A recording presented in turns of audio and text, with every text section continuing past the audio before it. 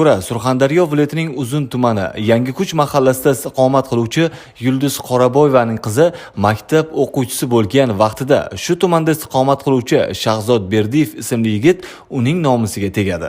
Yigitni sudga bermoqchi bo'lishganida uning oila a'zolari qizni bo'yi yetganda uni kelin qilishlarini aytishadi va biroq vaqti kelganida ular qizni kelin qilishdan bosh tortishgan. Xo'sh, bu gaplar haqiqatmi? Biz ushbu savollarga javob olish maqsadida Shahzod Berdiyevning xonadonida bo'ldik.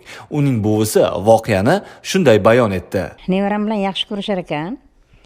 Keyin bordik biz uylariga. Mayli kelin qilamiz dedik. Kelinimni olib bordim. Borganimdan keyin yaxshigina ular ham mehmon qildi. Jo'natdi. Yaxshi gaplar bo'ldi shu yerda.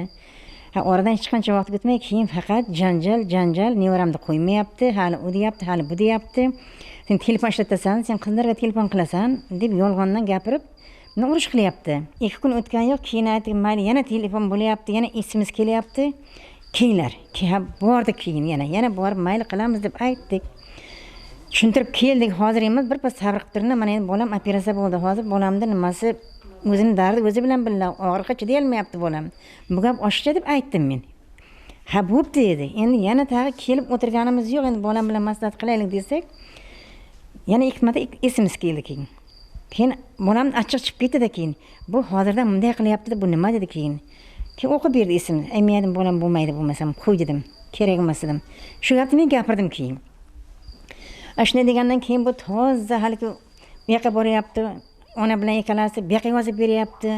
Shuncha gap bo'ldi-ku, nimaga bunday qilyapsan sen desa, yo'q dedi. Men qonuniy o'g'ling dedi, nima qiladi dedi, zakis qilib beradi dedi. Meni kelin qilib kelib, bir kun yashayman dedi, haydaysanlar dedi. Keyin bolang dedi, o'zim bilaman, nevarangni o'zim bilaman, nima qilsam dedi. Shahzodning onasi Nargiza opaning fikri bilan ham qiziqdik shu o'rinda. Xo'jayinimdan ancha mazasi qochdi. Qochib mana o'zi 2-guruh nogironi. Mana Toshkentga buyragini operatsiya qildirib kelib, yurak purustib berib, mana 2-chi buyragim peshob chiqmay qolib, shilinka ulab keldi borib, Toshkentga borib. Oilada katta farzandlik uchun endi mana oilani mas'uliyati ham buni bo'yniga, o'g'limni bo'yniga hozir endi dada kasalligi uchun. O'g'limni yaxshi ko'rgan qizi Shodiyana telefon qiladi, telefon qilaveradi. Ajdaniya tushib qolsa, kim bilan gaplashayotganingni eshitay deydi ekan. Shu o'g'lim ham endi asabi joyida yo'q, boshqa endi shuncha tashvish bilan endi keyin o'g'lim olmayman, biz ham qilmaymiz dedik. Qilmaymiz deganimizdan keyin men nomusimga tegdi degan gaplar kelib chiqdi keyin.